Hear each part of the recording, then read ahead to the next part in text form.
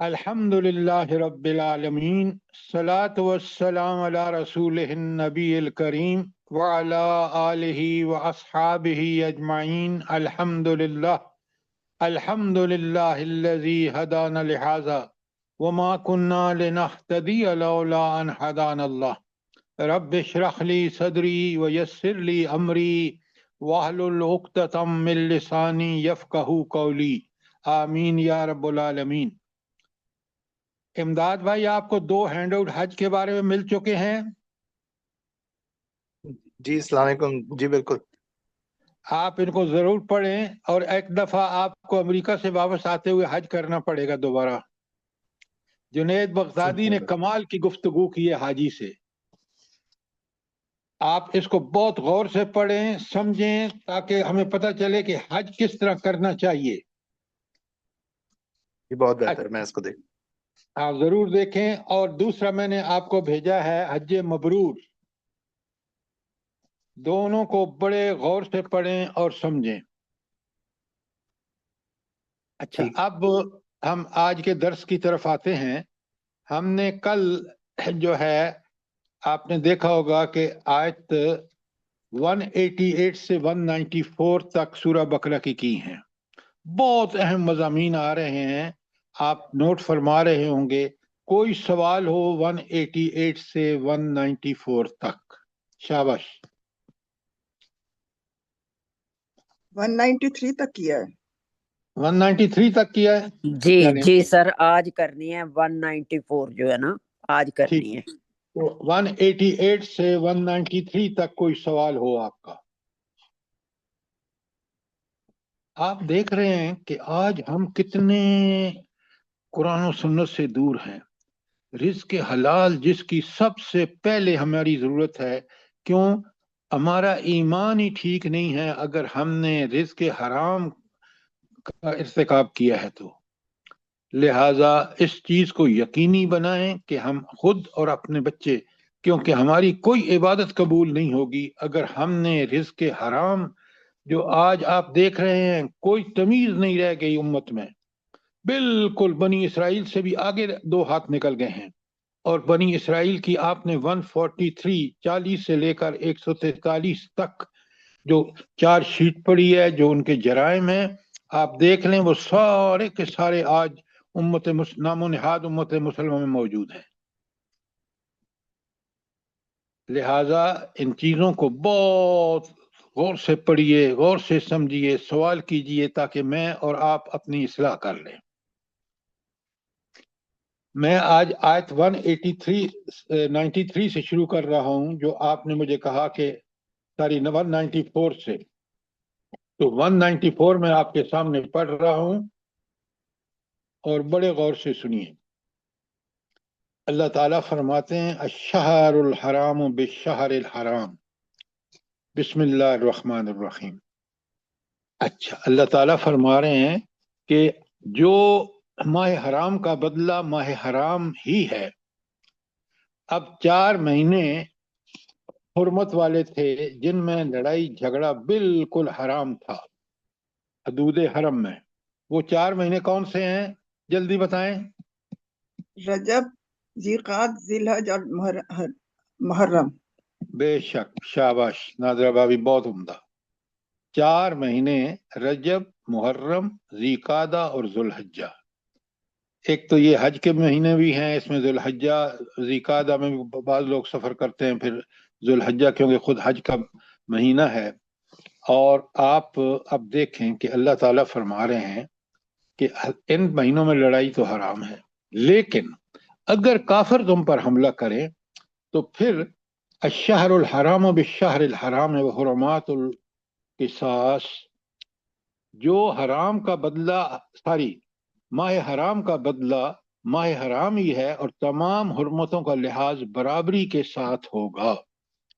यानी आप देखें, एक जो बड़ा पेश नजर है, सबसे बड़ा मसला वो ये है कि मुसलमानों को मदीने में हुकूमत मिल चुकी है, उनको जहाद फी सबीलिल्लाह का हुक्म भी मिल चुका है। अब उनके लिए जरूरी है कि वो कब्जा छुड़ाएं बैतुल्लाह का। क्यों? वो मरकज तौहीद है। حضرت ابراہیم اور حضرت اسماعیل علیہ الصلوۃ والسلام دونوں باپ بیٹے نے اس کو ریکنسٹرکٹ کیا. لہذا اب اگر ہم، کیونکہ حکم ہو گیا لڑائی کا، اگر حرام مہینوں میں بھی وہ کوئی حرکت کرتے ہیں تو پھر آپ کو اللہ نے اجازت دے دی، اور پھر فرمایا وَمَنِ اعْتَدَىٰ عَلَيْكُمْ، جو تم پر زیادتی کرے فَاعْتَدُوا عَلَيْهِمْ بِمِثْلِ مَا اعْتَدَىٰ عَلَيْكُمْ، اس کے ساتھ تم بھی اتنی زیادتی کرو جتنی زیادتی اس نے کی ہے. ذرا نوٹ فرمائیں، اللہ تعالیٰ نے یہ نہیں کہا کہ بدلے میں آپ زیادتی کریں، اس کو اعتداء کا لفظ کہ آپ نے حد کی حدود سے تجاوز کیا، اگر اس سے زیادہ آپ نے اس کو نقصان پہنچایا تو. نوٹ فرمائیں کتنا عدل و انصاف کا نظام ہے اللہ تعالیٰ کا. اس کے بعد جو حکم دیا نا وَاتَّقُوا اللَّهَ، اور اللہ کا تقوی اختیار کرو. بڑا میں نے آپ کو اس کی ایک ڈیفینیشن بتائی ہے، یہ کوئی ایسا لباس پہن کے تقوی متقی نہیں بن جاتا.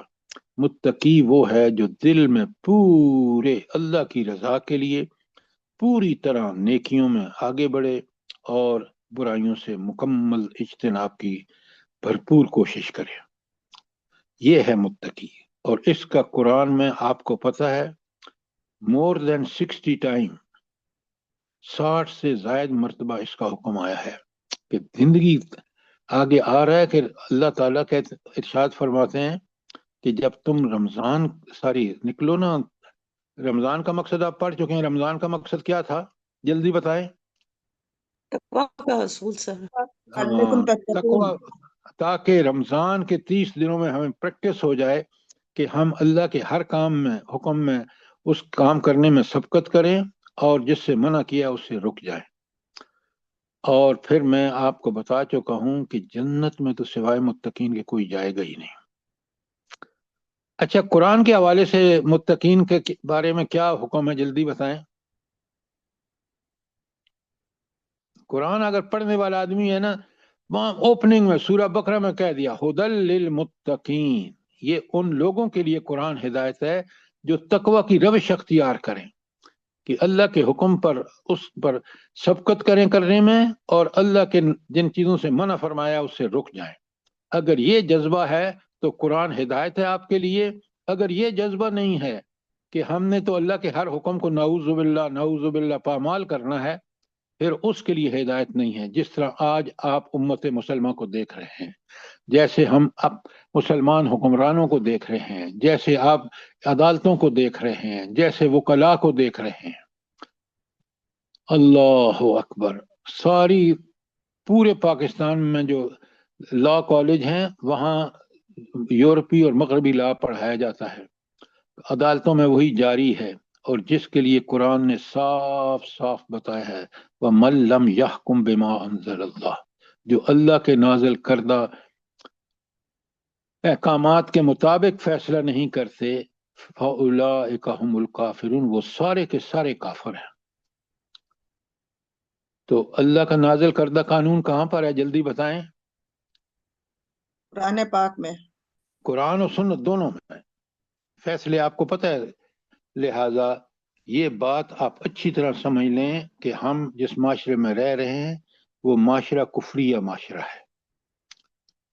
اچھا، اب اس میں آپ دیکھ رہے ہیں کہ وَعَلَمُوا أَنَّ اللَّهَ مَعَ الْمُتَّقِينَ، اور اچھی طرح جان لو کہ اللہ کی معیت کس کے ساتھ ہے؟ متقین کے ساتھ، جو زندگی میں تقوی کی روش اختیار کرتے ہیں. آج ہم دیکھیں، آپ دیکھیں ہمارے لیے تقوی کتنا مشکل ہو چکا ہے. آپ کبھی صرف اس بینکنگ سسٹم کو دیکھ لیں، اس سودی نظام کو دیکھ لیں کہ کس طرح جکڑے جا چکے ہیں ہم. کیوں؟ ہمارے حکمران اس کے ذریعے جو لوٹ مار کر رہے ہیں، جو جس طرح اس قانون، مغربی قانون میں جس ساری گنجائشیں موجود ہیں، اسلام کے قانون جو اللہ کا بنایا ہوا قانون ہے وہ بڑا سب سخت ہے. عدل و انصاف کے حوالے سے اس میں ایسی چیزیں سمو دی گئی ہیں. تو میں پھر ترجمہ کر رہا ہوں 194 کا، اور آپ کا کوئی سوال ہو تو ضرور کریں. اللہ تعالیٰ فرماتے ہیں الشہر الحرام بالشہر الحرام ماہ حرام کا بدلہ ماہ حرام ہی ہے، اور فرمایا والحرمات قصاص، اور تمام حرمتوں کا لحاظ برابری کے ساتھ ہوگا، یعنی جتنی انہوں نے زیادتی کی ہے اسی لیے فرمایا فمن اعتدی علیکم، جو تم پر زیادتی کرے فاعتدوا علیہ مثل ما اعتدی علیکم، اس کے ساتھ اتنی ہی زیادتی کرو جتنی اس نے کی ہے، اس سے بڑھ کے نہیں کر سکتے آپ۔ واتقوا اللہ، اور اللہ تعالیٰ سے ڈرو۔ اللہ تعالیٰ سے ڈرنے کا مطلب کیا ہے؟ اس کے احکامات کی ٹھیک ٹھیک پابندی کرو، اور جس سے منع کیا اس سے رک جاؤ۔ وَعْلَمُوا، اور خوب جان لو، کان کھول کے سن لو، ان اللہ مع المتقین، اللہ تعالیٰ کن کا ساتھی ہے؟ اس کی تائید، نصرت، مدد کس کے لیے ہے؟ جو متقی تقوی کی لوگ۔ اگر اختیار کرے۔ اب ذرا نوٹ فرما لیں کتنا اہم ہے۔ ابھی آگے آپ دیکھیں، اللہ کہتے ہیں آیت نمبر 195 پڑھ رہا ہوں، 194 کے بارے میں کوئی سوال ہو آپ کا؟ 195 میں اللہ تعالیٰ فرماتے ہیں بسم اللہ الرحمن الرحیم، وَانفِقُوا فِي سَبِيلِ اللہ، اور اللہ تعالیٰ کے راستے میں خرچ کرو۔ یہ اللہ تعالیٰ کے راستے میں خرچ کرنے کا مطلب کیا ہے؟ جلدی سے بتائیں۔ سر زکوٰۃ پہلے نمبر پہ، پھر اس کے بعد صدقات۔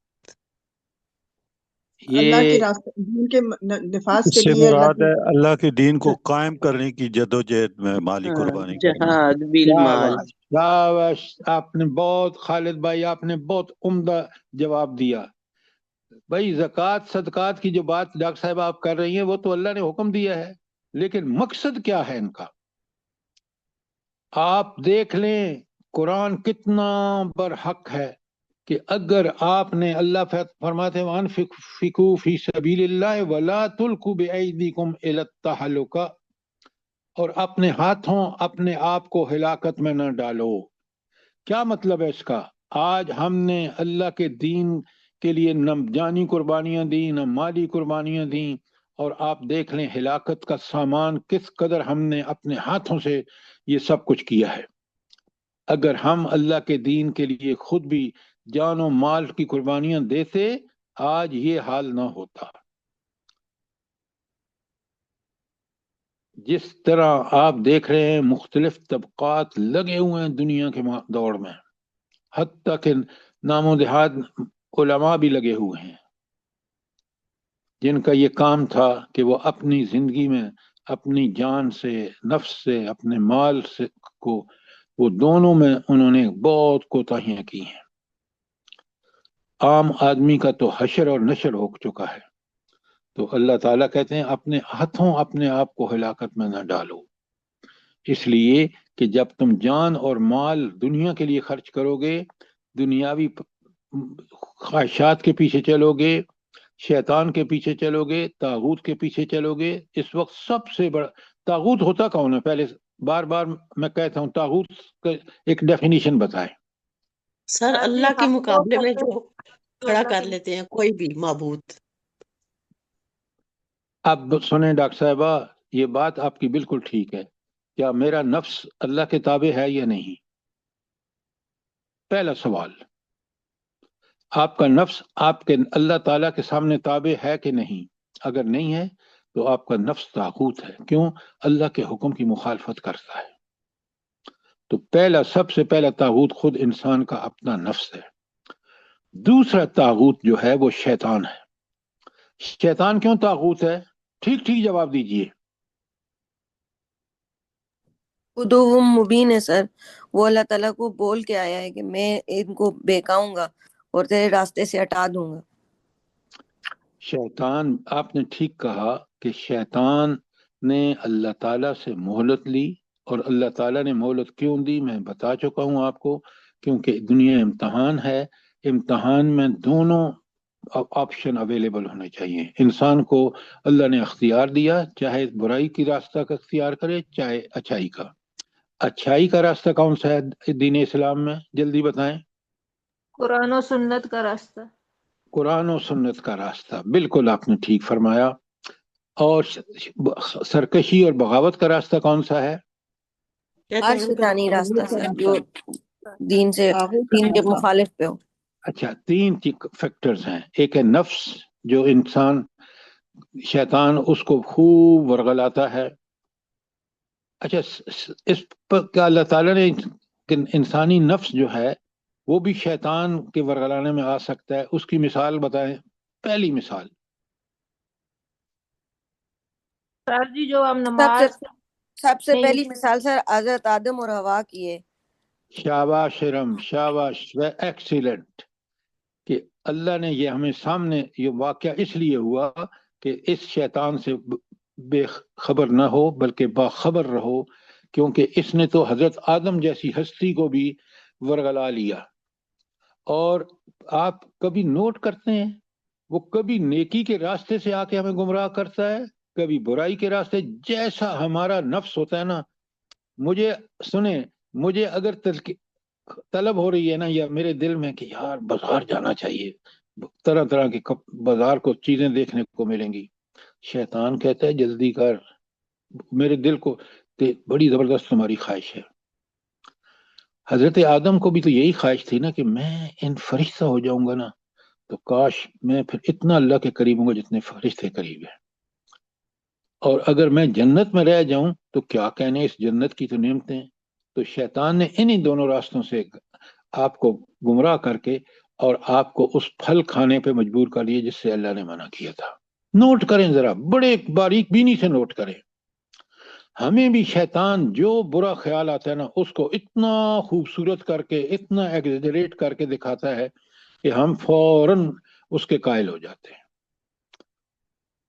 तो 3 गुमराह करने वाली चीजें हैं। एक इंसान का अपना नफ्सानी ख्वाहिशात, नंबर 2 शैतान, नंबर 3 कौन सा है जल्दी बताएं?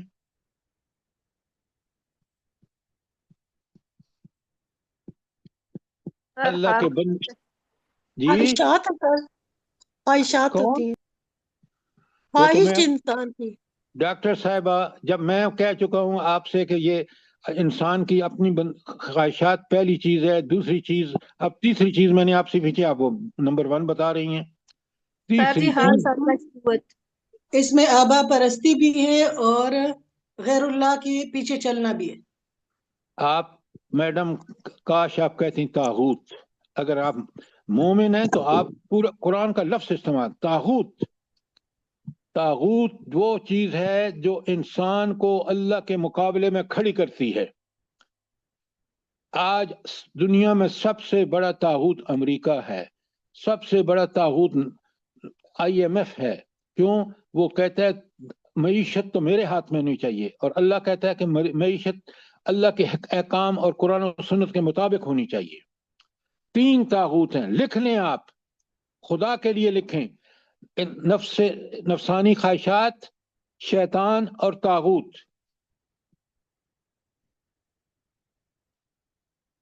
लिख लिया आपने? जी सर। सवाल है तो कोई कीजिए सवाल, ताकि बात बड़ी क्लियर हो जाए। अच्छा, सर ये नफसानी ख्वाहिशात, शैतान और तीसरा आपने क्या बताया? तागूत। तागूत।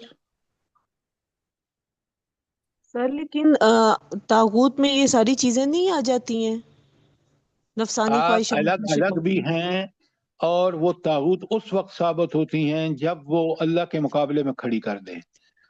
नेक ख्वाहिशात, अल्लाह की रजा वाले काम करने की ख्वाहिशात तागूत नहीं हैं, लेकिन सारी बुरी ख्वाहिशात तागूत भी हो सकती हैं। इसी तरह शैतान सबसे बड़ा तागूत है, लेकिन तागूत का मतलब है जो दुनिया के सारे ये इदारे बने हुए हैं, IMF, वर्ल्ड बैंक। आप मुझे ये बताएं, ये जो कुछ कर रहा है, बड़े गौर से बात को सुने, नेतन्याहू कर रहा है, और आपकी यूनाइटेड नेशन उस बुराई को बुराई नहीं कह रही, तो यूनाइटेड नेशन क्या है भला? तागूत है सर। तागूत है। तागूत सर। तो सर अब ये आप मीडिया भी तो तागूत है, मीडिया भी। जी آپ मैंने بالکل कहा ٹھیک کہہ رہی ہیں، میڈیا بھی ताकूत है। بات سنیں، میڈیا بھی طاغوت ہے، لیکن ایک مومن کو سمجھ ہونی چاہیے کہ اللہ کے مقابلے میں ہر وہ چیز جو کھڑی ہوتی ہے وہ طاغوت ہے۔ اچھا، سر اب ایک بات کہنی تھی، یہ موبائل یہ بھی کتنا انسانی نفسیات کو سمجھتا ہے، جیسا انسان ہو وہ چیزیں دکھاتا ہے اس کو۔ بھائی اللہ تعالیٰ نے اس کو یہ بصیرت عطا فرمائی تھی، اسی لیے جب نیکی پر تھا تو وہ فرشتوں کے ساتھ تھا، اور جب اللہ نے حکم دیا تو اکڑ گیا۔ اچھا، اب کوئی سوال اس ٹکڑے پر ہو کہ وَأَنفِقُوا فِي سَبِيلِ اللَّهِ، اللہ کے راستے میں خرچ کرو، وَلَا تُلْقُوا بِأَيْدِيكُمْ إِلَى التَّهْلُكَةِ، اور اپنے ہاتھوں اپنے آپ کو ہلاکت میں مت ڈالو۔ کوئی سوال نہیں ہے تو میرے سوال کا جواب دیں کہ آج ہم اللہ کے راستے میں تو خرچ نہیں کر رہے، تو پھر ہم کر کیا رہے ہیں؟ فضولیات پہ خرچ ہوتا ہے سر زیادہ۔ تو سر ہم اپنے آپ طاقت میں ڈال رہے ہیں۔ ہم اپنے آپ کو اپنے ہاتھوں ہلاکت میں ڈال رہے ہیں۔ دنیا میں مال کمانا، دنیاوی خواہشات کے پیچھے چلنا، خرچ کرنا، اللہ کے دین کو فالو نہ کرنا، یہ سب سے بڑا جو ہے انسان کا بڑا جرم ہے، اور اسی جرم کی وجہ سے آج دیکھ لیں کس قدر انسانی جان، جس کا قتل اللہ کہتے ہیں ایک انسان کو قتل کرنا گویا پوری انسانیت کو قتل کیا ہے، کتنا آپ کے ملک میں آپ دیکھ لیں، مسلمان ملکوں میں دیکھ لیں، اس لیے کہ ہم نے اپنے جان اور مال سے جہاد نہیں کیا، ان چیزوں کو روکنے کا حق ادا نہیں کیا۔ نوٹ کریں آپ، اور اللہ سے معافیاں مانگیں۔ شیطان جدھر لگاتا ہے ادھر پیسہ خرچ کرتے ہیں۔ شادیوں کو دیکھ لیں۔ وہ ساری چیزیں آپ دیکھیں، لیکن آپ غور کریں۔ اچھا، اس کے بعد کہ آیت کا ٹکڑا ہے، بڑے غور سے سنیں، وَأَحْسِنُوا، اور احسان کا طریقہ اختیار کرو، ان اللہ یحب المحسنین، اللہ تعالیٰ احسان کرنے والوں کو پسند کرتا ہے۔ میرا آپ سے سوال یہ ہے کہ اس آیت کے اندر احسان کا مطلب کیا ہے؟ جلدی بتائیں، آیت پڑھیں، آپ کے سامنے ہے، قرآن سامنے رکھیں، جو اللہ نوٹ۔ تعالیٰ کے احکام کے مطابق خرچ کرے گا وہ محسن ہے۔ تو جو اللہ کے کلمے کو غالب کرنے کے لیے آپ یہاں خرچ کرنا ہے، دیکھیں اللہ کے راستے میں خرچ کرنا، اللہ کے کلمے کو غالب کرنے کے لیے خرچ کرنا، تاکہ فلسطین کے جو مظلوم ہیں ان کی مدد کرنے کے لیے، اس کو اللہ نے احسان کہا ہے۔ خرچ فی سبیل اللہ کریں گے، بالکل آپ کا فائدہ ہے، لیکن آپ زندہ جاوید ثبوت اس بات کا دیں گے کہ آپ کو مال سے محبت نہیں، آپ کو اللہ تعالیٰ اور اس کے کلمے سے ساتھ محبت ہے۔ نوٹ کریں، لہذا اللہ فرماتے ہیں کہ احسنو، تم اللہ کے کلمے کی سربلندی کے لیے خرچ کرو گے تو یہی احسان کا تمہیں عمل کا جو ہے وہ احسان کے مرتبے میں ہوگا۔ اور پھر اللہ فرماتے ہیں کہ ان اللہ یحب المحسنین، اگر تم چاہتے ہو نا اللہ تم سے محبت کرے تو پھر کیا کرو؟ جلدی بتاؤ کیا کرو؟ اللہ کے راستے میں خرچ کرو، اللہ کے دین کے غلبے کی لیے کوشش خرچ کرو۔ بہت عمدہ، بہت عمدہ۔ آپ دیکھیں آیات کی ذرا تہ تک پہنچے نا تو پھر پتہ چلتا ہے کہ ہم اپنے ایمان کا ٹھیک جائزہ لیں۔ کوئی سوال آپ کا 194 اور 195 کے بارے میں؟ سر یہ میرا ایک سوال ہے کہ یہ حج اور عمرے کی آیات میں یہ آیت کیوں آئی ہے یہاں، انفقوا فی اللہ سبیل اکبر، اللہ؟ ابھی بتاتا ہوں آپ کو، 2 ہینڈ آؤٹ بھیج چکا ہوں خالد صاحب، آپ پڑھیں گے آپ کو سمجھ آ جائے گا کہ حج ایک عبادت نہیں ہے، نمازیں، روزے، زکوٰۃ، ساروں کا مجموعہ حج ہے، آپ سارے کام وہاں کر رہے ہیں۔ اس لیے یہاں انفاق دیکھیں، حج آپ یہ پڑھیں گے نا، جو 2 ہینڈ آؤٹ میں نے آپ کو بھیجے ہیں، یہ آیت بھی آپ کو بالکل کلیئر ہو جائیں گی۔ خالد صاحب بات سمجھے نہیں سمجھے؟ जी सर समझ रहा हूँ, लेकिन मेरा ये मुझे जो समझ आया है कि अगर ये इन्फाक फी सबीलिल्लाह न किया जाए तो ये हज और उम्रा भी जो है वो नामुमकिनात में से हो जाता है, रुक जाता है। अब अगर मैंने सुने फैसला किया, अल्लाह ने मुझ पर हज फर्ज कर दिया जब मेरे पास माल हो गया, मैं कहता हूँ यार नहीं अभी तो मैं हज नहीं करूंगा, पहले अपनी बेटियों की शादी कर लूं, तो आप रुक गए ना, माल खर्च नहीं किया ना आप वहां, जरूरत थी, जहाँ मौका था, जहाँ अल्लाह की ने हिदायत अता फरमाई है।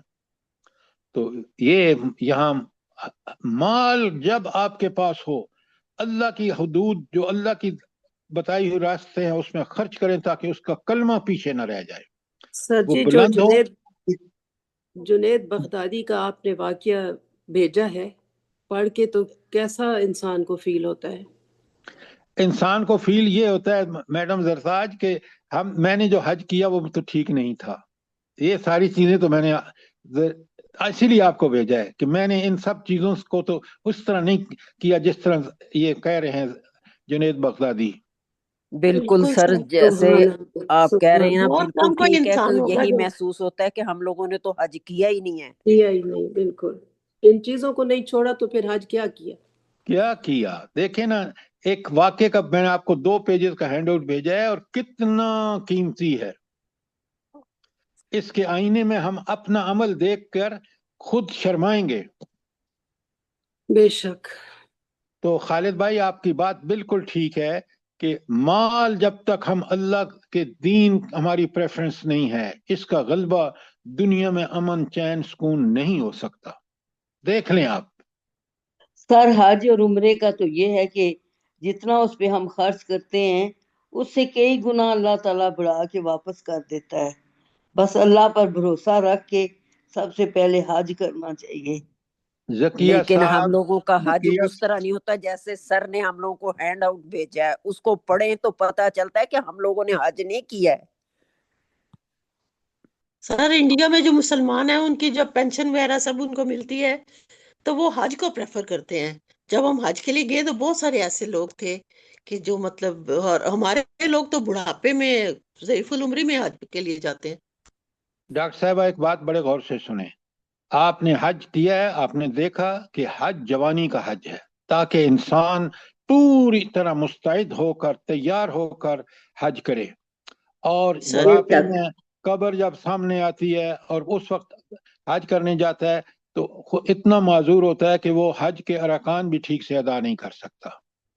जी सर, हज करना एक बहुत बहुत मुश्किल काम है सेहत के लिहाज से। बेहतरीन सेहत हो तो फिर बंदा कर सकता है सब कुछ। तो इसलिए हज उस वक्त करना चाहिए। देखें ना, आप अगर इंडोनेशियन देखेंगे तो बूढ़े कम होंगे और जवान ज्यादा होंगे। Sir newly married. हाँ, सुभान अल्लाह, इतने अच्छे लोग इंडोनेशियन, सुभान अल्लाह, सारे यंग और इतना एहसास करने वाले, इतना दूसरों का ख्याल करने वाले। हम लोग तो जगह ही नहीं देते, हम तो कहते हैं क्यों ये जगह हमने अपने लिए रखी हुई है, तुम्हें कहाँ से दे दें, खड़े रहो। हमारे पाकिस्तानियों का ये हाल है वहाँ।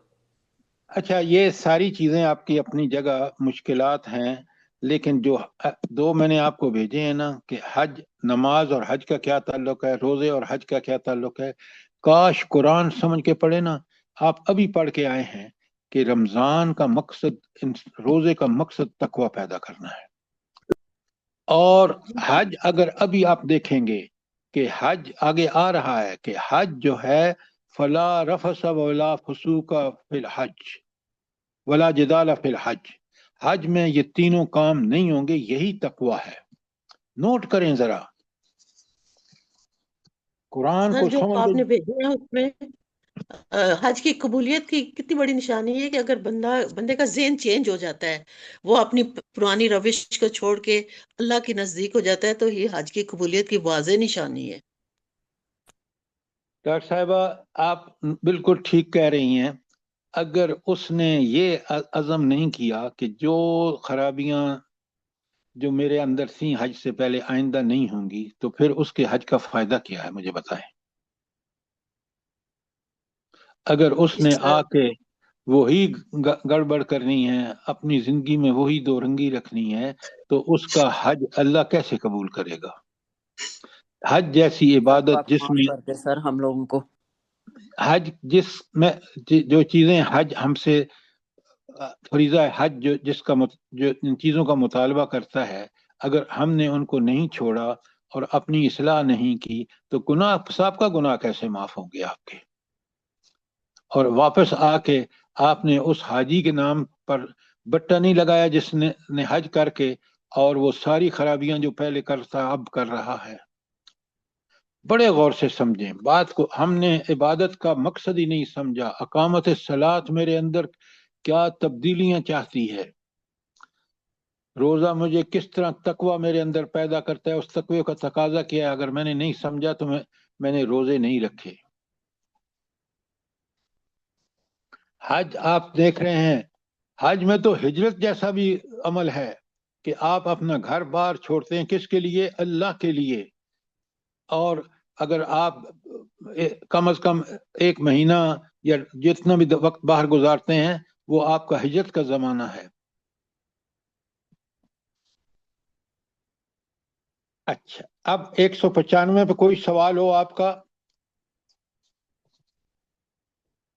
اب آپ سنیں، اللہ تعالیٰ فرماتے ہیں وَأَتِمُّوا الْحَجَّ وَالْعُمْرَةَ لِلَّهِ، 196 آیت پڑھ رہا ہوں۔ اللہ تعالیٰ کی خوشنودی کے لیے حج اور عمرے کی نیت کرو تو اسے پورا کرو۔ نیت کیا ہونی چاہیے بلا؟ اللہ کو راضی کرنا ہے، حاجی کہلانے کے لیے نہیں۔ یہ میرا معاشرے میں ایک مقام ہو جائے گا جب حج کر کے آؤں گا، نعوذ باللہ من ذالک، میرے دل میں ہو کہ یہ حج کا فریضہ جب میں ادا کر چکوں تو مجھے اللہ برائی سے مکمل اجتناب اور نیکی میں سبقت کی پوری توفیق عطا فرما دے۔ تو یہ ہے اللہ کے لیے حج کرنا۔ اچھا، اب کچھ حج کی مشکلات کا ذکر ہے، اور اللہ فرماتے ہیں فَإِنْ أُخْسِرْتُمْ، اور اگر تم گھر جاؤ، حج میں کوئی جنگ ہو گئی، گر گئے، فَمَسْتَيْسَرَ مِنَ الْحَدِيِّ، تو جو قربانی میسر آئے اس کو اللہ کی راہ میں پیش کرو، اور وَلَا تُلْحِقُوا رُؤُوسَكُمْ حَتَّى يَبْلُغَ الْهَدْيُ مُحِلَّهُ، اور اپنے سر ولا اپنے تحلقوا، سوری ہاں وَلَا تَحْلِقُوا رُؤُوسَكُمْ حَتَّى يَبْلُغَ الْهَدْيُ مُحِلَّهُ، اور اگر تم گھر جاؤ تو پھر کیا کرو؟ اپنے سر نہ مونڈو جب تک قربانی اپنی جگہ نہ پہنچ جائے۔ اس کا کیا مطلب ہے کہ جب تک قربانی وہاں جو جگہ ہے قربانی کی وہاں قربانی کر دی جائے گی، اس کے بعد آپ نے سر منڈانا ہے۔ جیسے آپ حج پہ نارمل ہونا تو آپ یہی کرتے ہیں کہ قربانی کے بعد آپ آ کے سر یا تو ٹینڈ کراتے ہیں یا بال کٹواتے ہیں، جو بھی آپ نے کرنا ہے۔ اور یہ حکم آ گیا اس کا، کس کا؟ سر جب گھر گئے بندے تو انہوں نے کس طرح اپنی قربانی کرنی ہے، کس طرح سر منڈانا ہے۔ اس کے بعد اللہ فرماتے ہیں جیسے صلح حدیبیہ میں ہوا تھا۔ بالکل صلح حدیبیہ، بالکل آپ نے ٹھیک فرمایا۔ اب بھی اگر لڑائی کے جنگ شروع ہو جائے، حاجی حج پہ کے راستے میں ہے، تو پھر یہی صورتحال ہوگی۔ اچھا دیکھیں قرآن نے کس طرح کھول کھول کے چیزیں بیان کی ہیں۔ اس کے بعد فرمایا فَمَنْ كَانَ مِنْكُمْ مَرِيضًا، جو شخص تم میں سے مریض ہو، او بِهِ عَظْمٌ مِّن رَأْسِهِ، یا اس کے سر میں کوئی تکلیف ہو، فَفِدْيَةٌ مِّن صِيَامٍ، تو اس کے لیے بال تو کٹوا سکتا ہے لیکن اس کے لیے اس کو کیا دینا پڑے گا؟ تو اسے چاہیے کہ فدیے کے طور پر روزے رکھے، او صدقۃ، یا صدقہ دے، او نسک، یا قربانی کرے۔ تو 3 چیزیں ہیں جس کو کرنی ہے، چاہے تو وہ روزے رکھے، چاہے تو پھر وہ صدقہ دے، چاہے تو قربانی کرے۔ اور اللہ فرماتے ہیں فَإِذَا أَمِنْتُمْ، پھر اگر تمہیں امن نصیب ہو جائے اور تم حج سے پہلے مکے پہنچ جاؤ، یعنی وہاں پہنچ کر اور امن کا زمانہ ہے، تو پھر کیا کرنا ہے؟ ہاں، او आमिन फैज़ा अमिनतुम फमन तमत्ता बिल उम्रति इलल हज, जिसने हज के जमाने आने तक उम्रे का फायदा उठाए तो वो क्या करे? हाँ, फमस्तैसर मिनल हदी, तो जो भी उसको हस्ब मकदूर कुर्बानी दे। फमन लम यजिद फसियाम सलासत अय्याम, और अगर कुर्बानी मुयस्सर ना हो तो 3 रोजे हज के जमाने में, और वसब्अत इज़ा रजअतुम, और 7 घर पहुंचकर रोजे रखे। हाँ, दिल का अशरतुन कामिला, ये पूरे कितने हो गए? 3 वहां और 10, 7 घर में 10 रोजे रखे। लेकिन अल्लाह फरमाते हैं फमम, हाँ, और ज़ालिका लिमन लम यकुन अहलुहु हाज़िरिल मस्जिदिल हराम, ये उन लोगों के लिए है जिनके घर मस्जिद हराम के करीब ना हो। वत्तकुल्लाह, अल्लाहु अकबर, किसका हुक्म आ गया? अल्लाह ताला का। तकवा का बड़े गौर से देखें। वालमू, और जान लो, अच्छी तरह कान खोल के सुन लो, अन्नल्लाह शदीदुल इक़ाब, अल्लाह सख्त अजाब देने वाला है। यहाँ शदीदुल इक़ाब किन लोगों के लिए है भला? आयत के अंदर बताइए। जो लोग ये जो शराइत बताई गई हैं उनमें जो गलती कमी पेशी करेगा उनके लिए। हाँ, बिल्कुल आपने ठीक फरमाया। देखें कुरान का कमाल, देखें अल्लाह ताला ने किस तरह अपने अहकामात को खोल खोल के बयान किया है। इसलिए कुरान मुबीन है, जो अपनी बात कहने में साफ साफ बयान करता है वाज़ेह तौर पर। कोई सवाल आपका 196 पर? सर, ये जो यहाँ पर बयान किया गया कि जिसके सर में कोई तकलीफ हो या कोई मरीज हो, तो ये फिदिया जो है ये आप मतलब सर ना मनवाने की सूरत में है रोजे रखने का, या अगर उसने बीमारी की वजह से सर मुंडवा दिया है और इसका इंतजार नहीं किया कि कुर्बानी अपनी जगह पे पहुंचे, तो फिर उसको ये कफारे देने होंगे। अब बात समझ आ गई? जी सर, जज़ाकल्लाह। अच्छा सर, ये इसको दम भी कहते हैं? ये दम वाली बात है जो हज में दम देते हैं ना? देखें, ये दम जो है वो किसी अरकान में कोई कमी रह जाए, ये खास उस जमाने की बात है जिस जमाने में जंग हो रही हो और आप वहां पहुंच ना सकें, रास्ते में हो। अब बात समझ आएगी? ये सर दम जो है वो वाजिब अदा न करने की वजह से ये एक तरह की जुर्माना होता है। बिल्कुल आपने ठीक कहा। अच्छा, अब आ जाए फिदिये में सर सर जी जो मैंने हदीस हज की बताती है, किस्में भी फिदिये में सर जी 3 रोजे या 6 मिस्कीनों को खाना खिलाना है। तो ये बता दें कि ये अलग अलग हुक्म है रोजे रखने। वो वाले रोजे जो 10 रोजे हैं वो कुर्बानी ना मुयस्सर होने पर है। और यहाँ काब बिन उजरा का वाकया आता है कि उनके सर में जुएं पड़ गई थी, तो वो उस वजह से नबी करीम सल्लल्लाहु अलैहि वसल्लम ने उन्हें इजाजत दी थी कि आप सर मुंडा लें, तो फिर उसके बाद फिदिया दे दें उसके ऊपर। बिल्कुल तो आपने ठीक कहा, ये दोनों अलग अलग चीजें हैं और आपने बिल्कुल सही फरमाया। अगर कोई सवाल है तो फिर आगे चलें। आयत 197, अल हज, ये भी बता दे जो हज के अक़साम है ना, हज इफराद और तमत्तु, और एक तीसरी किस्म भी है उसका हज क़िरान, इसके बारे में भी बता दे। सवाल ये है कि मैं आपके सामने जो चीजें बयान कर रहा हूँ, हज के पूरे मवाक़े और उसकी अक़साम, और वो हर हाजी को पढ़ना चाहिए, समझना चाहिए, या सिर्फ वही चीजें बयान होंगी जो इन आयात से रिलेटेड होंगी। इसलिए वरना अगर उन चीजों में मैं पढ़ गया तो फिर मैं आपको हैंडआउट भी भेजूंगा, जैसे मैंने इससे रिलेटेड हैंडआउट भेज दिया आपको, आप पढ़ें समझें। लेकिन मैं अगर आपके मुतालबात पे चलूंगा तो फिर कुरान की तशरीह रह जाएगी और वो दूसरे टॉपिक आ जाएंगे। मुझे कोई एतराज नहीं। सर जी हमारे लिए सिर्फ हज तमत्तु है कि जिसको करना हमारे लिए आसान है, यानी उम्रा करके एहराम खोल के फिर दोबारा 8 जिलहज्जा को जो है एहराम बांधा जाए। तो हज जो तमत्तो बस हाजी ये आप बिल्कुल ठीक कह रहे हैं, जो पाकिस्तान से हाजी जाते हैं वो हज तमत्तो करते हैं और करना चाहिए, ताकि हम उम्रे का भी फायदा उठाएं और उसमें के बाद हज भी कर लें। जज़ाकल्लाह।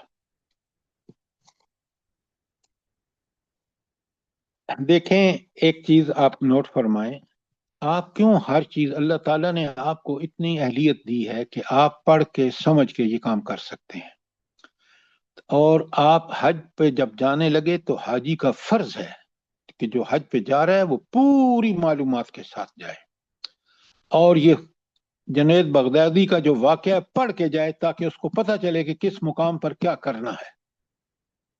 आपको भेजा है, आप आगे लोगों को बताएं जो हज पे जा रहे हैं, ताकि उनको समझ आए।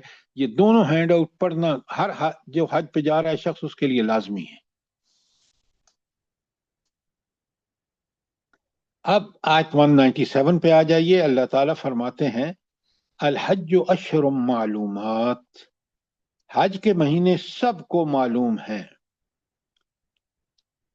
क्यों कि अल्लाह ताला ने हजरत इब्राहीम अलैहिस्सलाम के ज़माने से ये हज होता आ रहा है, और ज़िल हज्जा की कौन सी तारीख हैं वो सबको पता है, और सबको पता है कि कब रवानगी होगी हमारी मक्के से उस मिना के लिए, मिना से अरफात के लिए, अरफात से वापसी अशरुल हराम के पास, फिर आपका कैंप लगेगा मिना में वगैरह वगैरह, फिर आपको एक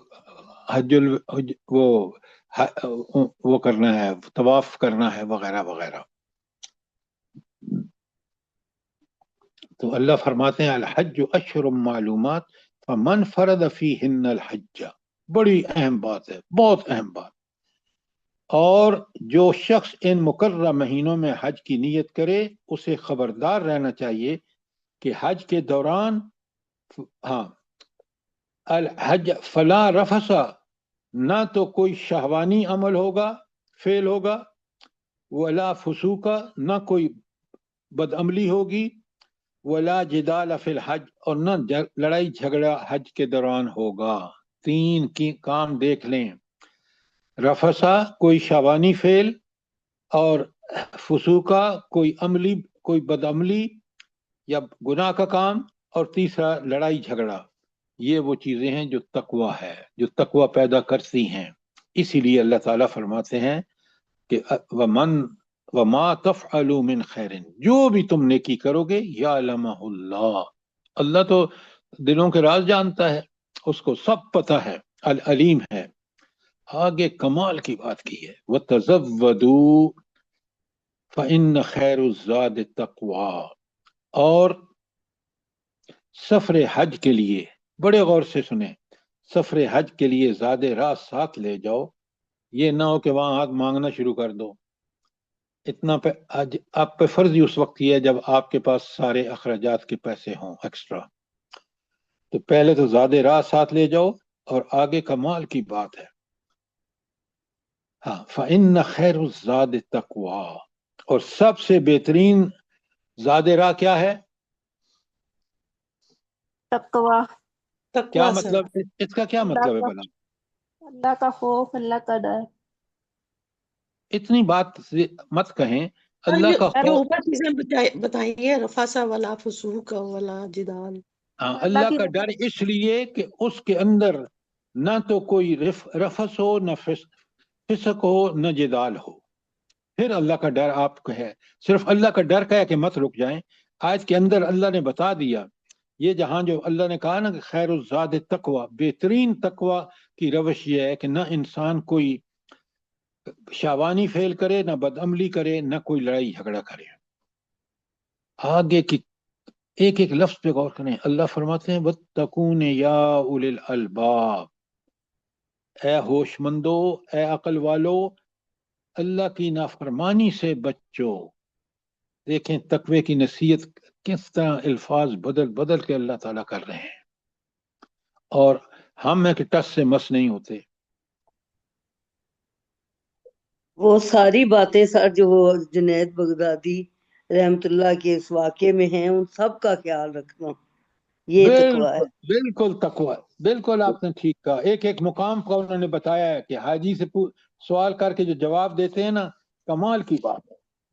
تربیت سر جی ہو رہی ہے نا حج کے، مسلمانوں کی حج کے ذریعے سے تربیت ہو اللہ تعالیٰ کر رہے ہیں.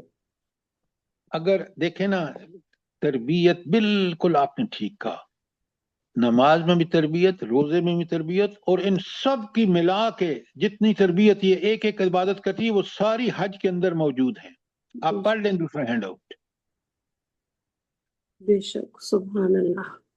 سبحان اللہ. اب آپ سوچیں نا کہ اللہ کہہ رہے ہیں کہ وہ تزودو، ایک تو آپ کے پاس خرچ ہونا چاہیے پورے کا پورا، جو حج کے اخراجات ہیں وہ پورے آپ کے، کہیں آپ کو اللہ دوسروں کے آگے ہاتھ نہ پھیلنا پڑے. اور دوسری بات جو سب سے فإن خیر الزاد، بہترین جو زاد راہ ہے، وہ راہ کا خرچہ ہے، وہ تقویٰ ہے، کہ انسان کوئی غلطی نہ کرے، کوشش کرے کہ مجھ سے کوئی غلطی نہ ہو. اگر کوئی غلطی ہو جائے نہ جانے میں تو فوراً اللہ تعالیٰ سے معافی مانگے. کتنی بڑی بات ہے. جس حج کو ہم نے ایسے ہی تماشا سمجھ رکھا ہے کہ بس حاجی نام کے ساتھ لکھ کے خوش ہو جاتے ہیں، اس کے تقاضے کتنے اہم ترین ہیں.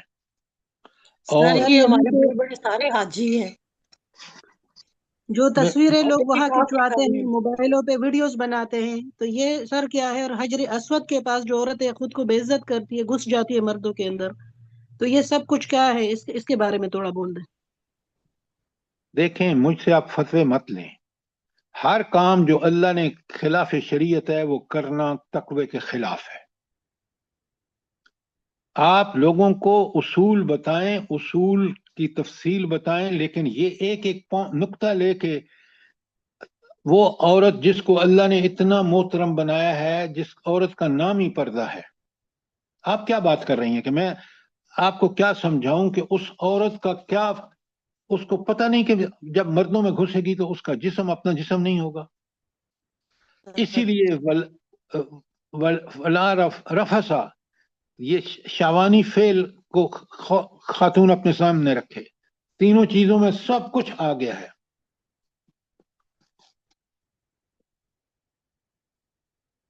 کوئی سوال آپ کا آیت 197 پر؟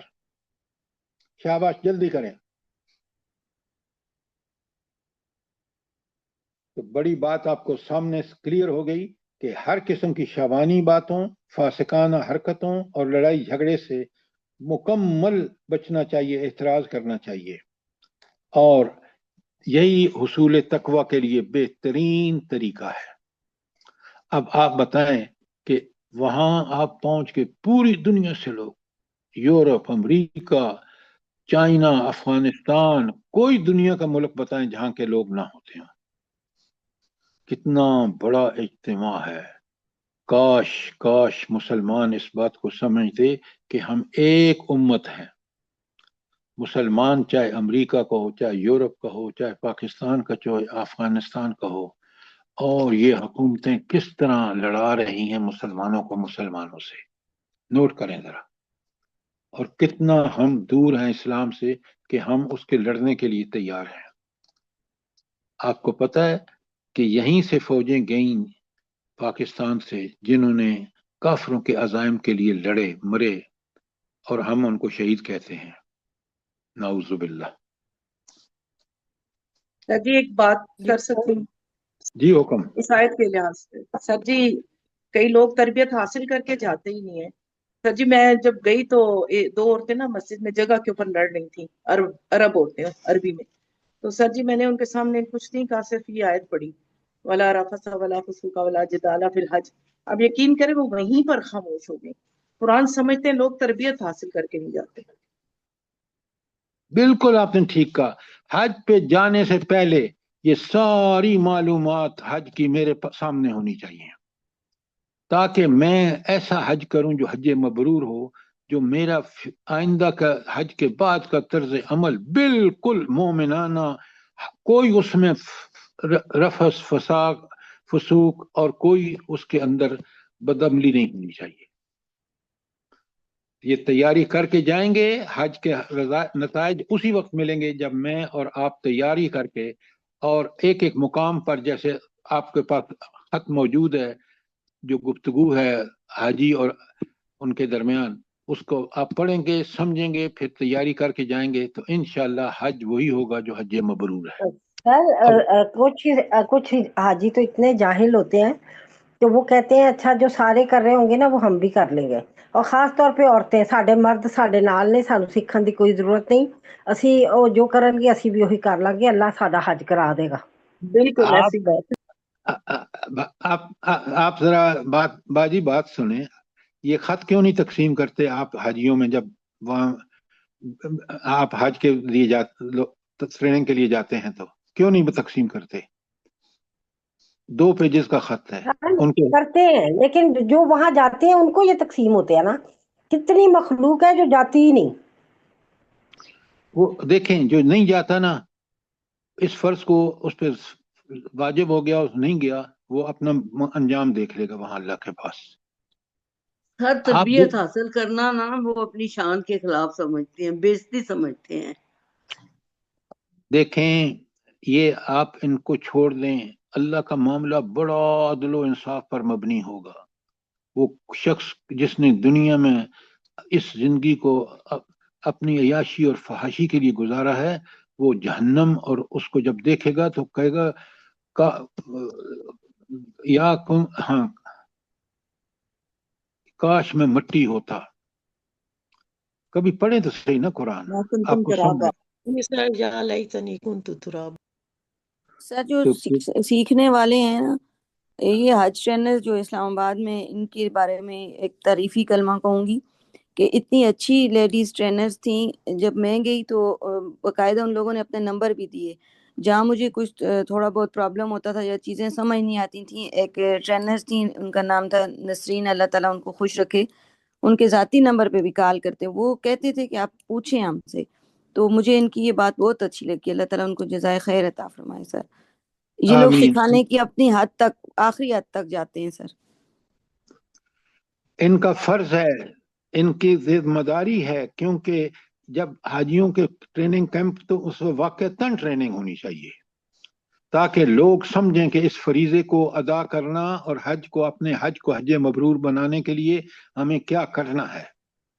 جی سر۔ سر آپ تو موقع ہی نہیں دیتے ہیں، اب آج ٹریننگ میں عورتوں کی ٹریننگ کا کوئی نہیں ہے، یہ 2-3 سال سے بالکل ختم ہوئی ہے عورتوں کی ٹریننگ، صرف مردوں کے ساتھ عورتوں کو بٹھا کے بتا دیتے ہیں، اور وہ جو منسٹری کے لوگ ہیں وہ تمام خود ہی انتظامی معاملات پہ بولتے رہتے ہیں اور ہمیں اندر نہیں جانے دیتے۔ آپ دیکھیں انہی چیزوں نے تو ہمارے ملک کی بربادی کا سبب بن رہی ہیں کہ ہم اللہ کے شاعر کو حج عمرے جیسے جو عمل ہیں ان کے لیے نہ خود تیاری کرتے ہیں، نہ حکومت کے لیے کوئی پروگرام ہے اس کے پاس۔ چلیے اب ذرا آپ آ جائیے آیت 198 پر۔ کوئی سوال 197 کے بارے میں؟ 198 میں اللہ تعالیٰ فرماتے ہیں بسم اللہ الرحمن الرحیم، لیس علیکم جناح ان تبتغوا فضلا من ربکم، اگر حج کے ساتھ ساتھ تم اپنے رب کا فضل بھی تلاش کرتے جاؤ تو اس میں کوئی مذائقہ نہیں۔ اب یہ بات بڑے غور سے سنیں، اصل میں وہاں جب لوگ جاتے ہیں نا، آپ یقین مانیں بڑا دکھ ہوتا ہے کہ یار میں تو وہاں سے وہ فلمیں لاؤں گا جو وہاں اویلیبل ہوتی ہیں اور یہاں آ کے پیسے کماؤں گا وہ فلمیں دکھا کے لوگوں کو۔ تو یہ حج پہ جانے کے ساتھ ساتھ ان کی تمنا یہ ہوتی ہے کہ وہ اس بازار ضرور جائیں جہاں سے یہ فلمیں ملتی ہیں، یا ہمارے پاس ایک بہت شاپنگ کی لسٹ ہوتی ہے کہ فلاں بچے کے، فلاں گھر کے، فلاں آدمی کے لیے فلاں تحفہ لانا ہے۔ اللہ کے بندو، یہ دنیا میں تم کرتے رہے، یہاں بھی کرتے ہو، وہاں بھی اگر یہی کرو گے تو حج آپ نے دیکھ لگا کہ حج کے تقاضے کیا ہیں۔ تو یہاں اللہ تعالیٰ نے ایک اجازت دی ہے ان تبتغوا فضلا من ربکم، کہ تم اپنے رب کا فضل تلاش کرو۔ اس کا مطلب یہ ہے، بڑے غور سے سنیں، کہ آپ اگر حج کے ارکان سے فارغ ہونے کے بعد کوئی حلال کاروبار چھوٹا موٹا جس سے آپ کو کوئی آمدنی ہو سکتی ہے، بغیر حج کے احکامات کو سیکریفائس کیے ہوئے، تو اللہ نے اجازت دے دی ہے اور آپ کر سکتے ہیں، لیکن حلال کاروبار۔ کوئی سوال یہاں تک لیسا سر وہ علیکم جناح؟ انڈونیشین بیٹھے ہوتے ہیں رستوں میں اور مچھلی اور اپنا کھانا بنا کے بیچ رہے ہوتے ہیں، وہ ذہن میں آتے ہیں، جائز کاروبار۔ دیکھیں یہاں آپ حج کی روح کو سمجھیں تاکہ ہم وہ جو چیزیں جو اس کے خلاف کرتے ہیں، اسی لیے تو یہاں بیان ہوئی ہیں ڈاکٹر صاحبہ۔ اللہ فرماتے ہیں فَإِذَا أَفَضْتُم مِّنْ عَرَفَاتٍ، اور جب تم عرفات سے فارغ ہو جاؤ، فَاذْكُرُوا اللَّهَ عِندَ الْمَشْعَرِ الْحَرَامِ، تو پھر آپ مشعر حرام کے پاس اللہ کا ذکر کریں۔ اللہ کا ذکر زبان سے ہو تو دل اس کے ساتھ دے رہا ہو، اور اگر عمل سے ہو تو کیا کہنے۔ لہٰذا یہاں آپ دیکھ رہے ہیں عرب کرتے کیا تھے، عرب وہاں میلہ لگا لیتے تھے، اور میلہ لگا کے پھر بڑی بڑی مجلسیں لگا کے مشاعرے اور پتہ نہیں کیا کیا تماشے کرتے تھے۔ اللہ نے کہا یہ سب غلط ہے، یہ اللہ کی رضا نہیں ہے، یہ اللہ کی مرضی کے خلاف ہو رہا ہے۔ لہٰذا تم اللہ کا ذکر ادا کرو، زبان سے کرو، دل سے کرو، عمل سے کرو، اور یہ چھوڑ دو یہ جو تم پہلے خرابیاں کرتے تھے۔ حج کا حلیہ بگاڑ دیا تھا جو حضرت ابراہیم علیہ السلام نے حج جس طرح اللہ کی رضا کے لیے تم اسی طرح کرو۔ اور پھر فرمایا فَاذْكُرُوهُ كَمَا هَدَاكُمْ، تم اب اللہ نے اپنا ذکر کرنے کے لیے جو تمہیں ہدایتیں دی ہیں اس کے مطابق اللہ کا ذکر کرو۔ وَإِن كُنتُم مِّن قَبْلِهِ لَمِنَ الضَّالِينَ، اور اس سے پہلے تم لوگ بھٹکے ہوئے تھے، گمراہ تھے۔ اب حج کو اسی طرح کرو جس طرح محمد الرسول اللہ صلی اللہ علیہ وآلہ وسلم صحابہ اور صحابیات نے کیا، اور جس طرح قرآن و سنت میں بیان ہوا تیاری کر کے جاؤ۔ اس کو کوئی تفریق سمجھ کے مت جاؤ کہ وہاں جا کے میں نے جو ہے یہ گھر والوں کے یہ تحفے لانے ہیں۔ خدا کے لیے ان چیزوں کو چھوڑو، یہ دنیا میں تم یہاں کرتے رہے۔ لہٰذا اپنی جہالت کے سبب اس حج کو، اپنے عمل کو بالکل برباد مت کرو۔ تو اللہ تعالیٰ مجھے اور آپ کو، اب دیکھیں یہ اس قوم کو ہدایت کی جا رہی ہے جس کے ذمہ اب دینی امامت ہے دنیا کی، اور دینی امامت کا سب سے بڑی نماز کا پہلے ذکر آیا، روزے کا بعد میں، اور حج جس پر فرض ہے اس کو اس طرح حج کرے گا۔ پھر آپ دیکھیں کہ وہ قیادت کے مقام سے کتنا بڑا کام کر سکتا ہے، بشرطے کہ ان عبادات کو اپنی روح کے ساتھ استعمال کرے۔ اب آپ سوچیں کہ جو شخص شہوانی فعل سے، بدعملی سے اور ہر قسم کی برائی سے بچے گا، وہ کس درجے کا پائے کا اخلاق اس کا ہوگا، کردار ہوگا، سیرت ہوگی۔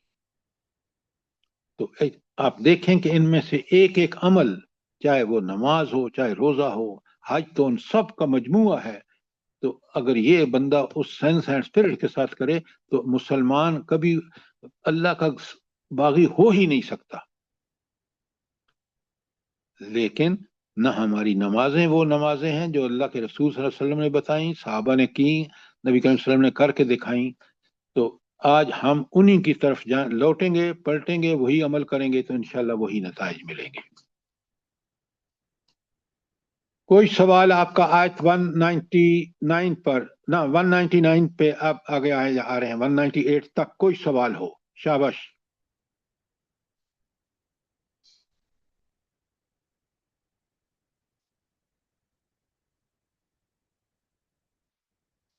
اب آگے چلتے ہیں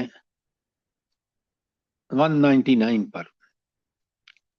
اچھا، اب وہاں جو مناسک حج آپ نے کیے ہیں نا، اس کے بعد اللہ تعالیٰ فرماتے ہیں کہ انہی مناسک میں ثم افیدوا من حیث افاض الناس، پھر جہاں سے سب لوگ پلٹیں وہیں سے تم پلٹو۔ اچھا، یہ اللہ تعالیٰ نے کیوں کہا؟ اس کی بیک گراؤنڈ کیا ہے بلا بتائیں آپ۔ قریش یوم عرفات تک نہیں جاتے تھے، پیچھے سے ہی مڑ جاتے تھے۔ اللہ تعالیٰ نے کہا کہ نہیں، وہاں تک نہیں، پورے ارکان ادا کرو۔ اللہ کے بالکل بھابھی آپ نے صحیح فرمایا، اللہ تعالیٰ نے ہر جو حکم دیا ہے نا وہ نبی صلی اللہ علیہ وسلم نے کر کے دکھایا ہے۔ اگر اللہ کا نبی وہ کرتا ہے اور وہ مثال ہے ہمارے لیے، تو اللہ کے نبی گئے وہاں تک، عرفات تک، اور اس سے پھر مشعر الحرام آئے، اور پھر یہ جو قریش مکہ تھے یہ ایسے گمراہ ہوئے بتوں کے پجاری کہ انہوں نے تو حج کا حلیہ بگاڑ دیا، یہ جاتے نہیں تھے عرفات، مینا سے ہی واپس آ جاتے تھے۔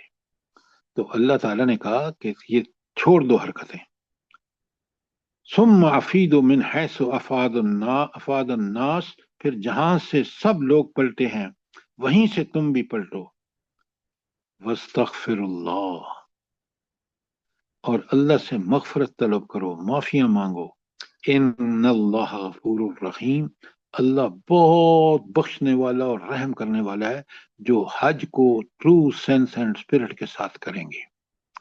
اگر تم حج کے ارکان کو پوری اللہ کے رسول اور اللہ کی حکم کی پابندی کرتے ہوئے کر رہے ہو تو پھر اللہ تمہارے لیے غفور الرحیم ہے، تو تمہاری سابقہ گناہوں کو بھی بخش دے گا، اور اگر تم نے آئندہ حج بھی اسی طرح ایک طریقے کیا جس طرح اللہ نے بتایا ہے، قرآن و سنت نے حکم دیا ہے، اور پھر اس کے بعد کی زندگی بھی آپ کی قرآن و سنت کے مطابق ہے، تو اللہ تعالیٰ نہ صرف پچھلے گناہ معاف کرے گا، آئندہ بھی آپ کے لیے جنت کا راستہ آسان کر دے گا۔ واستغفر اللہ، معافیاں مانگو، کیونکہ حج پہ تم اللہ کے خاص مہمان ہو، اور اگر تم مغفرت طلب کرو گے اللہ نے تمہاری طرف پوری طرح متوجہ ہے، وہ بھی تمہیں مغفرت دے دے گا، اور اس لیے کہ پھر اسی وقت تمہارے لیے وہ غفور بھی ثابت ہوگا کہ تمہارے گناہوں کو سابقہ کو بخش دے اور تمہیں اپنی رحمتوں سے نوازے۔ کوئی سوال آیت 199 تک؟ شاباش، جلدی کرے،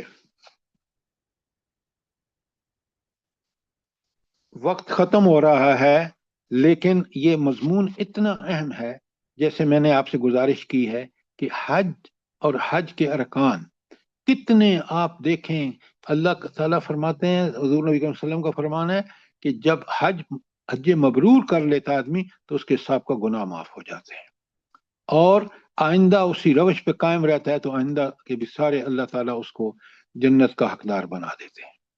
سر جی یہ بھی تو قائل ہے کہ جب تم حج اور عمرے پہ جاؤ تو ایسے سمجھو کہ دنیا سے جا رہے ہو، اور ہم کبھی سوچتے ہیں کہ ہم اس طرح حج کریں کہ ہم دنیا کو زرتاج صاحبہ جب آدمی احرام باندھتا ہے نا تو وہ سبحان بالکل اس اپنے آپ کو سمجھتا ہے میں نے کفن پہن لیا۔ بے شک، سبحان اللہ، سبحان وہ اللہ، ارکان کا اگر روح میں اور آپ سمجھے نا تو پھر آپ کو مزہ آتا ہے کہ کیا بات ہے۔ بے شک، جزاک دیکھیں نا، اللہ ہجرت پاک کا سب پورا کو سامان، توفیق دے اسی طرح حج کا فرض ادا کرنے کی، جیسے آپ نے ڈیٹیل سے سمجھایا۔ اللہ پاک آپ کو بہت جزائے خیر دے سر۔ سر ایک سوال میں بھی کرنا چاہ رہی ہوں۔ جی فرمائیں۔ اصل میں اللہ تعالیٰ تو پہلے مسلمانوں کو کہتے ہیں کہ نا کہ قبلہ رخ پوری امت مسلمہ اپنے رخ کر کے نماز ادا کریں، لیکن سال میں ایک دفعہ اللہ تعالیٰ کہتے ہیں کہ فزیکلی بھی اب آ جاؤ نا، تو وہاں پر امت مسلمہ کو اکٹھا کرنے کا رب نے کیا مقصد رکھا ہے؟ آپ بتائیں۔ اصل میں امت مسلمہ کے لیڈران اور اس طرح تھنک ٹینکس وہاں پہ بیٹھ کے، آرمی چیف اور جو بڑے لوگ ہیں جو امت کے مسائل پہ وہاں پہ بیٹھ کے بات کرے نا، یہ تو حج پہ اللہ تعالیٰ ان کو اکٹھا کرنا چاہتے تاکہ ان کے دل جڑے اور مسائل پہ سوچے، لیکن حج کی اصل روح تو یہ پہچان ہی نہیں رہے۔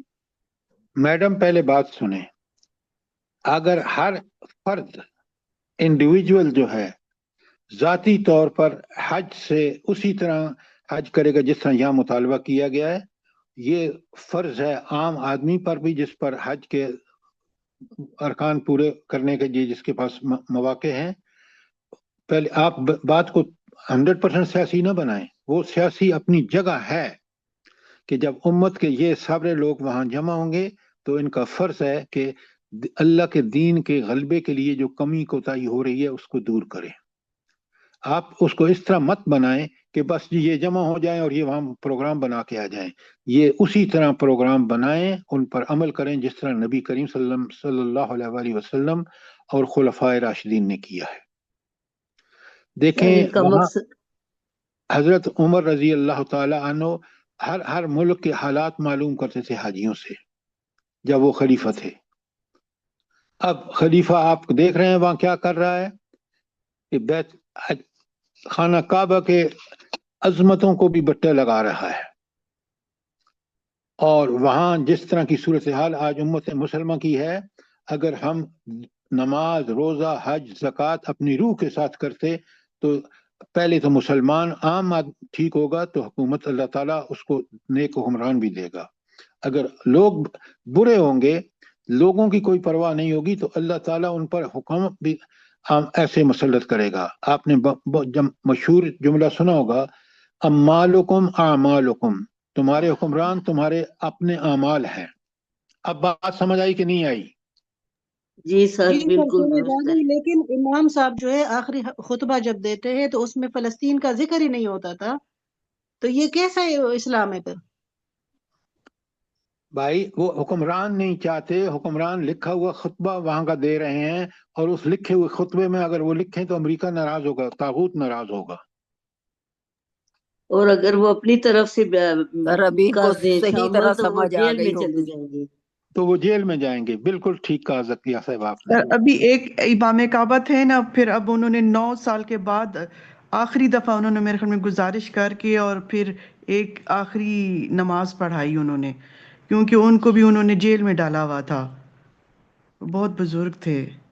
اللہ تعالیٰ آپ کو بہت، بالکل آپ نے ٹھیک فرمایا۔ اللہ تعالیٰ ہم سب کو اپنی ذات میں ان تمام چیزوں پر جو اللہ نے بتایا کہ حج کا موقع اللہ دے تو ہم ان پر، آپ کے پاس ہینڈ آؤٹ بھی موجود ہے، دونوں ہینڈ آؤٹ آپ کو پوری طرح کہ آپ کی نیت کیا ہونی چاہیے، سفر کیسے کرنا چاہیے، وہاں ارکان کیسے پورے کرنے چاہیے، یہ ساری چیزیں موجود ہیں۔ اللہ تعالیٰ مجھے بھی اور آپ کو اس کی توفیق عطا فرمائے۔ آمین ثم آمین آمین۔ ہاں، تمام دنیا کے مسلمانوں کو اسی طرح قرآن کو سمجھنے کی اور پورے احکامات کو، ارکان کو سمجھنے کی توفیق دے، پھر آمین۔ جو ہے وہ اللہ پاک قبول کر لے۔ ہم لوگوں سے بہت خطائیاں ہوئی ہیں سر حج کے دوران، یہ جیسے آپ نے ہینڈ آؤٹ بھیجا ہے اس کے مطابق وہ جو ان کی گفتگو ہے اس کے مطابق تو اگر آدمی سوچے تو ہم لوگوں کو تو کچھ بھی، کوئی بھی فرض ہم لوگوں نے ٹھیک طرح ادا نہیں کیا ہے۔ اللہ پاک معاف کر دے، معاف کر دے، بے آمین۔ حد شرمندگی ہوتی ہے۔ آمین۔ آمین اللہ ثم پاک آمین۔ بس ہم لوگوں کو معاف کر دے اور آئندہ آنے والے لوگوں کے لیے یہ ایک اچھا سبب بنے، حج کا بھی عمرے کا بھی، اور وہ سمجھیں کہ یہ کس مقصد کے لیے جا رہے ہیں ہم لوگ۔ آپ ان چیزوں کو عام کریں، اپنے دوست احباب کو بھیجیں۔ میں نے انشاءاللہ حج سر۔ کے طریقہ، عمرے کا طریقہ پہلے بھیج دیا ہے، اور یہ وہ چیزیں ہیں جو ہمیں پوری طرح سمجھ کر ان کے مطابق حج کرنا چاہیے۔ بالکل سر۔ ربنا تقبل منا انک انت السمیع سر العلیم۔ ایک چھوٹی سی بات کی طرف نشاندہی کرنا چاہ رہی ہوں کہ ایک آپ سب کو، ہمیں سب کو پتا ہے کہ پہلا حج فرض ہوتا ہے۔ تو ہوا یہ کہ ایک حج میں ایک خاتون اپنے گھر والوں سے بچھڑ گئی، تو اس نے کسی جوان آدمی سے مدد لی کہ وہ اپنے ساتھ میں خیمے تک پہنچ جائے۔ لیکن پھر اس کے بعد یہ ہوا کہ وہ دونوں، وہ میل اور فیمیل اپنے موبائل سے رابطے میں رہے۔ تو وہ کہتی ہے مجھے پتہ ہی نہیں تھا کہ پہلا حج جو ہے وہ فرض ہے اور اس میں یہ ساری احتیاطیں کرنی ہیں کہ غیر محرم سے نہیں بات کرنی۔ تو بعد میں وہ اتنی توبہ کر رہی تھی اور اتنا، بلکہ اس نے خواتین میگزین میں آرٹیکل بھی لکھا کہ میری جیسی غلطی اور کوئی نہ کرے، کہ اس طرح سے آپ کا حج جو ہے نا وہ ضائع ہو جائے گا۔ تو یہ سب چیزیں، یہ احتیاطیں بھی ہمیں کرنی ہیں۔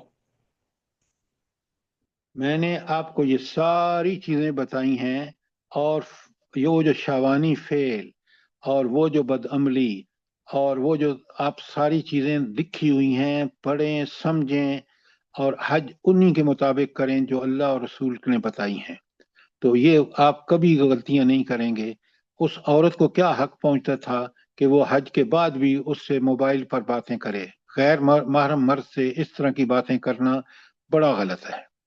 لہٰذا ان تمام چیزوں کو آبزرو کرنا، اور اچھا ہوا آپ نے ایک بات بھی بتا دی جو اس حوالے سے اللہ کی نافرمانی ہے، ہمیں پوری طرح اس کا احترام کرنا چاہیے۔ ربنا تقبل منا انک انت السمیع العلیم وتب علینا انک انت التواب الرحیم۔